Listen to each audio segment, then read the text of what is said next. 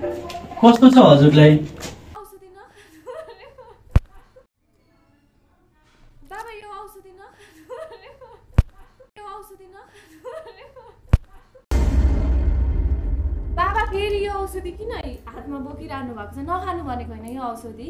सम्झाउनु यो रातो लाइन भएको यो रातो धर्का। Everybody, this is Miss Sujana and welcome back to my new YouTube video.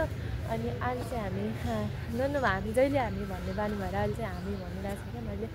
आज चाहिँ म आइसकेको छु यहाँको मन्दिर। मेरो बाटोमै पर्छ कि यो मन्दिर चाहिँ। हामी यहाँ मन्दिर आएर पूजा गरेर कत्रो लामो लाइन छ क्या। हामी पूजा गरेर अब म चाहिँ यहीँबाट मेरो भ्लग स्टार्ट गर्छु। अनि आज चाहिँ मेरो क्लास 8 बजेदेखि मात्रै छ किनकि आज हाम्रो सिनियरहरूको एक्जिबिसन छ। हाम्रो क्लास पनि छन् त छैन। अनि उहाँहरूलाई हेल्प गर्नुको लागि किनकि नेक्स्ट टाइम त हाम्रो एक्जिबिसन छ नि त। अनि नेक्स्ट टाइम चाहिँ हाम्रो हो, त्यही भएर हामी उहाँहरूलाई सहयोग गर्ने हो। अनि केही कुरा सिक्ने पनि हो, कसरी गर्ने कसो गर्ने हो भनेर। अनि त्यति नै हो गाइज। अनि योभन्दा पहिला अगाडिको भिडियो पनि मैले यहीँबाट स्टार्ट गरेको थिएँ होइन। अनि त्यसमा चाहिँ के भएको थियो भने मलाई यहाँबाट के गरिदिएको थियो त चराले गुहाक्दिएको थियो। कतिजनाले मेरो साथीहरूले हेर्नु भएको थियो, उहाँहरूलाई याद छ। अनि यहाँनिर के यहाँ चराले भन्दा पनि परेवाले हो कि आज नि हौज्यो भने छैन। ए अब उताबाट आएर यताबाट घुमिन्छ नि साथी। अनि यहाँनिर चराले गुहाक्दै मलाई छिटो जान्छु। यहाँ कत्रो भिड छ नि मन्दिरमा, कोही पनि छैन। त्यहाँदेखि मलाई त कस्तो कम्फर्टेबल फिल भइरहेको भिडियो गर्नुलाई। न यहाँ अगाडि हिँड्नुहुन्छ मान्छेहरू चाहिँ। So let's go. अब चाहिँ म कलेज गएर कलेजमा के हुन्छ त्यहीँ भेट्छु। त्यो भिडियो सुट हुन गइरहेछ है दाइले प्रेरणा मोडल। यता अर्को मोडल यता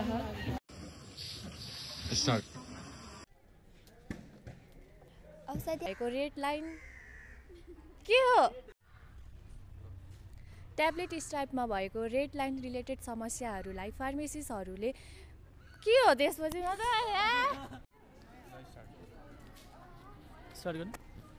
सो चाहिँ आज हामीले रेड लाइन पोलिसी रिलेटेड केही इन्फर्मेसनहरू दिन चाहे। रेड लाइन पोलिसी भनेको चाहिँ हाम्रो जो ट्याब्लेट स्ट्रिपमा हुन्छ नि त, त्यहाँ चाहिँ रेड लाइन मार्क गरेर हुन्छ। त्यसले के इन्डिकेट गर्छ भने हामीले डक्टरको प्रिस्क्रिप्सन बिना त्यो औषधिलाई न सेल एन्ड डिस्ट्रिब्युट गर्न मिल्छ र विदाउट डक्टरको एडभाइस बिना नि त्यो खान पनि मिल्दैन।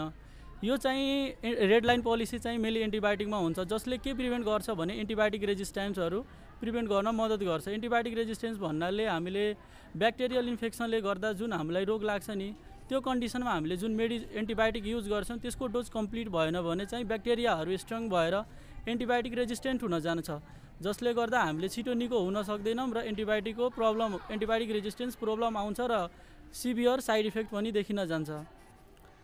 त्यही भएर हामीले यस्ता हाम्रो यो फार्मासिस्टको कर्तव्य होइन, हामी सबै साथीभाइ मिलेर कम्युनिटीमा तथा स्कुल कलेजहरूको थ्रु पनि यस रेड लाइन पोलिसी रिलेटेड इन्फर्मेसनहरू एक्सपान्ड गर्न चाह्यौँ। एएमआरको काम चलिरहेको छ होइन। अनि तपाईँलाई म एउटा के सुनाउँछु भने मैले दस्तुरी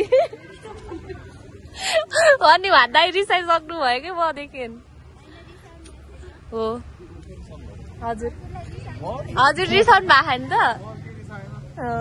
अब चाहिँ अहिले चाहिँ सन्ध्याको सुट हो।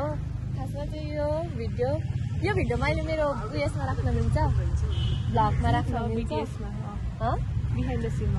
बिहाइन्ड द सिनमा मात्रै, पछिको उयसमा त्यो राख्दा हुन्छ। पछिको लाइक क्रेडिट चाहिँ दिनु पर्यो। क्रेडिट कसलाई दिने? क्रेडिट हामीले को के काम गरेछ ए डिस्क्रिप्सन हुन्छ। अनि यता हाम्रो दाइ। अनि आज चाहिँ बिपिएचको प्रोग्राम पनि छ, मतलब हाम्रो सिनियरहरूको एक्जिबिसन्स पनि छ होइन। तर हाम्रो कोही पनि आउनु भएको छैन। यदि तपाईँहरूले हेर्नुहुन्छ, स्योर हेर्नुहुन्छ यो भिडियो, मेरो छेउमा मात्रै नाटक गर्नुहुन्छ तपाईँहरूले म भिडियो हेर्दिनँ भनेर होइन दाइ? हो कि होइन भन्नु त? को हो नआउने? बिन्ता चौधरीको चाहिँ उता के भएको छ अरे। अनि यो विजय विकास कता गयो तिमीहरू? आउनु पर्दैन तिमीहरू कलेज? फोन गर्दा पनि नआउने। म्याम एकछिन सकिने बेला भएको छैन। ए हस् हुन्छ।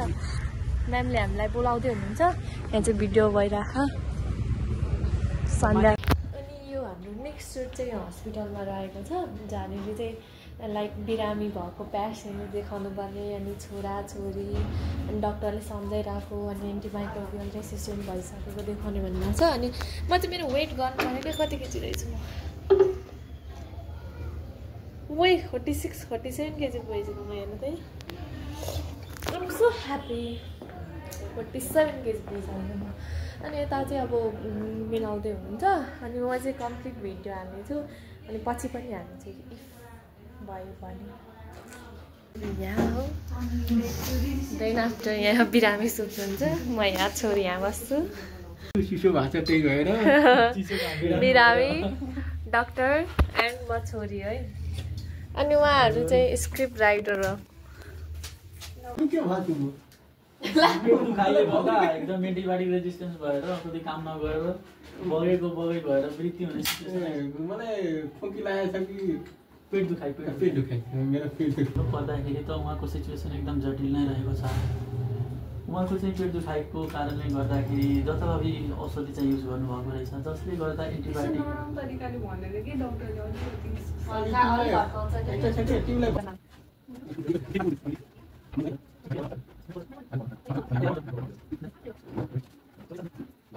अनि हेरे जस्तो गर अहिले बरु हेरे जस्तो गरौँ नि अनि तपाईँले मलाई बोलाएर लाने अनि बाउको रिपोर्ट त यस्तो यस्तो आएको तिमीले पल्टाऊ होइन के एउटा पल्टाऊ अनि रेजिस्ट्रेसन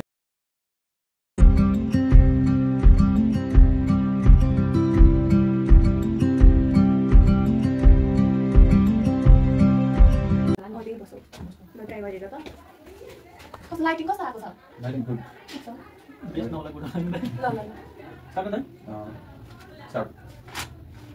कस्तो छ हजुरलाई अहिले त ठिकै छ खासै निको छ केही भइरहेको छैन पेट अलिकति दुख्दै छ मलाई अहिले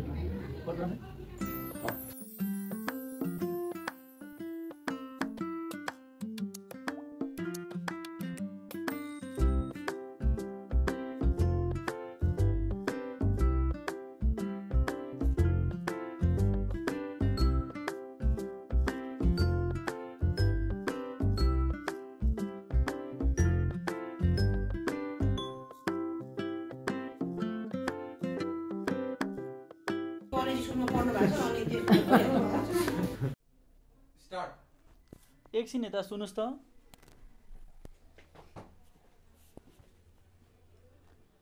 हजुरबाको रिजल्ट आयो नि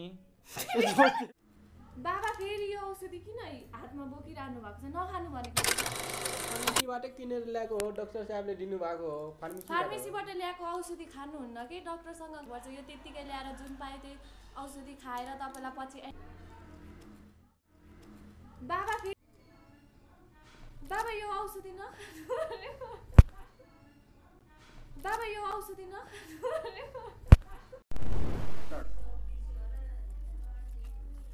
हे बाबा फेरि किन यो औषधि खानु लाग्नु भएको कतिचोटि भनिसकेँ मैले कतिचोटि भन्नु पनि हो र तपाईँलाई के भयो नानी अब मैले कति पटक भन्नु फार्मेसीबाट त ल्याएको हो डाक्टरले मलाई दिनुभयो नखानु यो औषधि खानुहुन्न यस्तो औषधि खानुहुन्न भनेको यहाँ रेड लाइन भएको औषधि खानुहुन्न एन्टिमाइक्रोबियल रेसिस्टेन्ट हुन्छ